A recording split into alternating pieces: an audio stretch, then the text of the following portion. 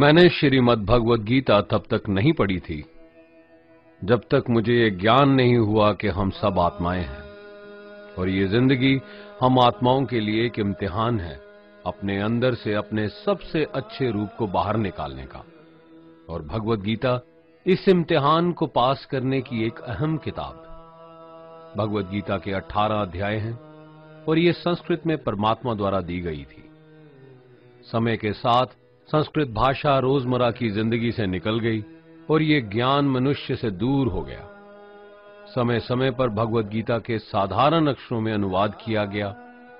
इसी कोशिश को आगे बढ़ाते हुए आने वाले 9 मिनटों में भगवद गीता के कुछ अहम हिस्सों को अपने गुरु के आशीर्वाद से एक आसान रूप में मैं अपने 7 बिलियन भाई बहनों के चरणों में समर्पित कर रहा हूं। ये ज्ञान परमात्मा ने भगवान कृष्ण के द्वारा सबसे बड़े धर्म युद्ध महाभारत की रणभूमि कुरुक्षेत्र में अर्जुन को कुछ 5000 साल पहले दिया। ये वो वक्त था जब धर्म का बार बार उल्लंघन हुआ, परमात्मा का डर मनुष्य से निकल गया। लालच की होड़ में भाई ने भाई को मारने की कोशिश की और यही नहीं, एक ब्याहता औरत को भरी सभा में अपने बड़ों के सामने अपमानित किया गया। इससे पहले कि मनुष्य जाति धर्मयुग से निकलकर पूर्ण रूप से कलयुग में जाती, युद्ध की रणभूमि में युद्ध से कुछ पहले परमात्मा ने गीता भगवान कृष्ण के द्वारा मनुष्य जाति के कल्याण के लिए दी। ऐसे ही जैसे कभी तुरा मोसेस को, गॉस्पेल जीसस को और कुरान प्रॉफिट मोहम्मद को दी।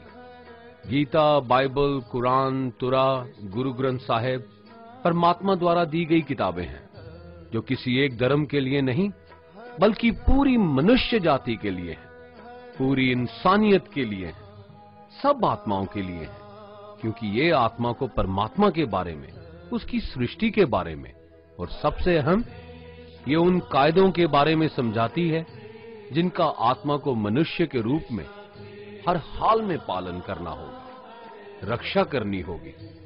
और इन्हीं कायदों की बुनियाद पे एक आत्मा को शरीर त्यागने के बाद परखा जाएगा और इस परीक्षा से पास होने पे हमेशा के लिए इस जन्म और मृत्यु से मुक्ति मिलेगी। परमात्मा भगवद गीता में कहते हैं कि मैं ही सबकी शुरुआत हूं, मैं शुरू से भी पहले था और सब खत्म होने के बाद भी रहूंगा। सब मुझ में है और मैं सब में हूं। जो भी तुम छू सकते हो, देख सकते हो, चख सकते हो या सुन सकते हो, वो सब मैं हूं। ये नदियां, पहाड़, सूरज, ग्रहण, चांद, सितारे सब मैंने बनाए हैं। मैंने ही भगवान, शैतान, राक्षस और इंसान बनाए। मैं सर्वव्यापी हूं, सब में रहता हूं, सब में मैं हूं, मैं ही हूं। मैं ही ब्रह्मा बन के सब बनाता हूं और रुद्रा बन के सब नष्ट कर देता हूं। मैं ये सृष्टि यूं ही बनाता और तोड़ता रहूंगा ताकि आत्माओं को मौके मिल सके इस जन्म और मृत्यु से एक दिन मोक्ष पाने को, हमेशा के लिए परमात्मा के साथ रहने को। भगवद गीता कहती है कि इस सबसे बड़ी परीक्षा के लिए परमात्मा ने प्रकृति का निर्माण 5 तत्व हवा, अग्नि, जल, पृथ्वी और ईथर से किया, जिन्हें हम छू के, चख के, सूंघ के, देख के समझ सकते हैं। पर खुद परमात्मा इन 5 इंद्रियों की समझ से बाहर है।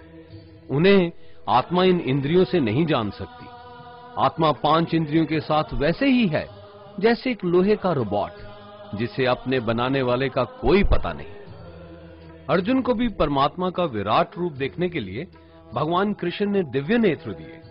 भगवद गीता समझाती है कि आत्मा अजन्मी है, इसे कोई मार नहीं सकता, कोई जला नहीं सकता, डुबा नहीं सकता, काट नहीं सकता। लेकिन आत्मा को परमात्मा के साथ हमेशा रहने के लिए ये परीक्षा रूपी जीवन में बैठना ही पड़ेगा।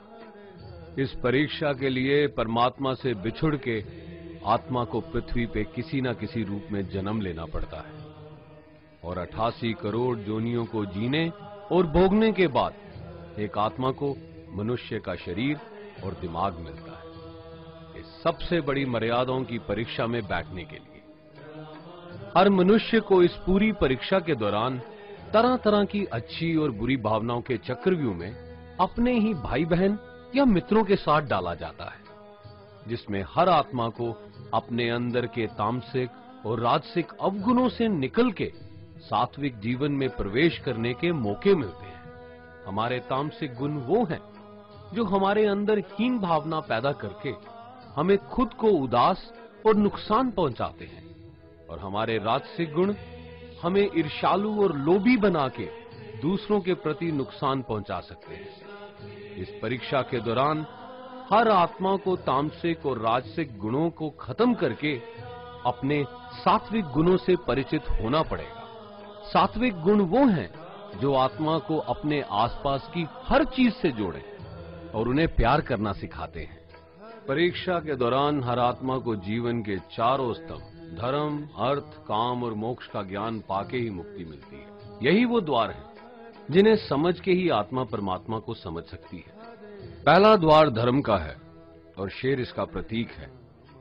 धर्म वही है जो गीता में लिखा हुआ है, वेदों में लिखा हुआ है, गुरु ग्रंथ साहिब, बाइबल या कुरान में लिखा है। धर्म वही है जो धारण किया हुआ है, जिसे आपका दिल मानता है, जैसे झूठ नहीं बोलना, चोरी नहीं करना, भगवान का निरादर नहीं करना, दूसरों को नुकसान नहीं देना, यही सब धर्म है। और हर आत्मा को अपने जीवन काल में हर समय धर्म का पालन करना होगा और उसकी रक्षा करनी होगी। दूसरा द्वार अर्थ का है और घोड़ा इसका प्रतीक है। हर आत्मा अपने हर जीवन काल में अपने पृथ्वी पे होने का अर्थ या मूल कारण समझेगी। इस जिंदगी में भोगने वाली चीजें और रिश्तों का आनंद लेगी। अच्छा बेटा या अच्छी बेटी, अच्छा भाई या अच्छी बहन, अच्छा पति या अच्छी पत्नी बनके हर दुनियावी रिश्ते पर खरी उतरेगी और इस परीक्षा को पास करेगी। तीसरा द्वार काम का है। भगवत गीता समझाती है कि हर मनुष्य के अंदर काम, क्रोध, लोभ, मोह, अहंकार और ईर्ष्या जैसी 6 भावनाएं हमें अपने और दूसरों के प्रति नुकसान पहुंचा सकती हैं। इन भावनाओं को हर मनुष्य को हमेशा अपने नियंत्रण में रखना होगा, क्योंकि इनके बहाव में किया हुआ कोई भी काम हमारे जीवन भर की परेशानी का कारण बन सकता है। और एक आत्मा संतोष और सादगी से इन भावनाओं पे हमेशा के लिए विजय पा सकती है। चौथा स्तंभ मोक्ष का है और हाथी इसका प्रतीक है। इस परीक्षा रूपी जीवन में हर मनुष्य हर समय कुछ इच्छाएं रखता है। कुछ इच्छाएं एक ही जन्म काल में पूरी हो जाती हैं, पर कुछ अधूरी रह जाती हैं और उनके पूरा होने के लिए आत्मा को वापस पृथ्वी पे आना पड़ता है। भगवत गीता समझाती है कि हमारी इच्छाएं ही मूल कारण हैं हमारे पृथ्वी पे वापस आने का, और अगर हम कोई भी इच्छा ना रखें तो हम इस जीवन और मृत्यु से मुक्त हो सकते हैं। ये द्वार माफी का भी है। जिन्होंने आपके साथ बुरा किया उनको माफ करके और जिनसे आपने बुरा किया उनसे माफी मांग के मुक्ति पाई जा सकती है। जब तक आत्मा इन चारों दरवाजों धर्म, अर्थ, काम और मोक्ष को समझ नहीं लेती, तब तक आत्मा को बार बार इस मनुष्य रूप में आना ही पड़ेगा। परीक्षा का समय खत्म होते ही आत्मा शरीर और अन्य सब वस्तुओं का त्याग कर देती है। जो भी संसार में रहकर बनाया वो अब किसी और का होगा, और आत्मा अपने कर्मों के फैसले के लिए चली जाती है। आत्मा के अच्छे बुरे कर्मों का हिसाब होता है। अपने अच्छे कर्मों के लिए आत्मा कुछ वक्त के लिए स्वर्ग और दुष्कर्मों के लिए नरक पे चले जाती है। नरक में आत्मा को अपने पापों के अनुकूल सजाएं मिलती हैं, पर सजा खत्म होने के बाद आत्मा को फिर से एक नया शरीर और नया दिमाग मिलता है इस परीक्षा में फिर से बैठने के लिए।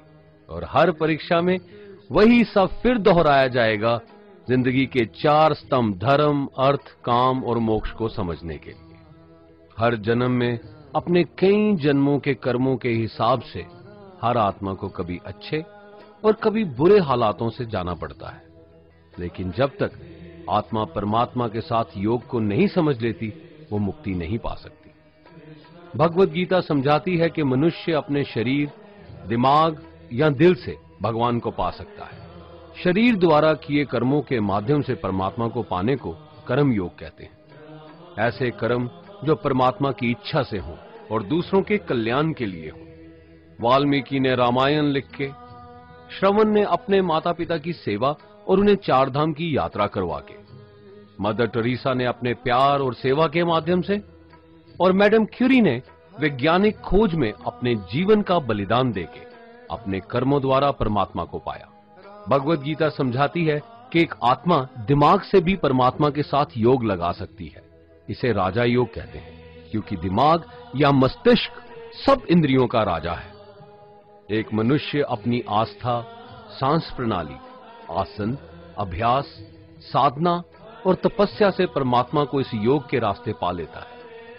इस योग को समझने के लिए हमें अपने अंदर की एनर्जीज यानी चक्रा और कुंडालिनी को समझना पड़ेगा।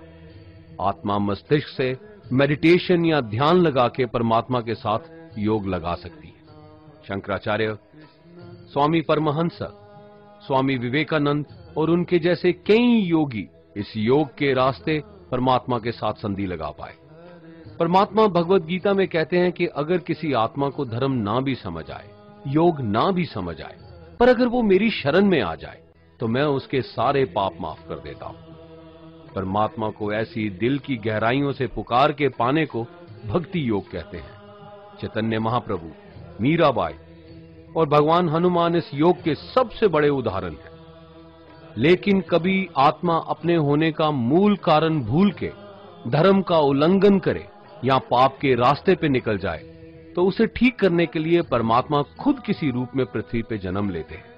आइए श्री भगवत गीता, गुरु ग्रंथ साहिब, तुरा, बाइबल, कुरान या ऐसी किसी भी दीनी किताब को पूरा पढ़ के इस जिंदगी के असली मायने समझें और परमात्मा के साथ योग लगाएं। अगर आपने इसे पसंद किया तो इसे औरों को बांटिए, ताकि सब आत्माएं अपने यहां होने का मूल रूप समझ सकें और इस जन्म और मृत्यु से मुक्ति पाके हमेशा परमात्मा के साथ रह सकें। धन्यवाद।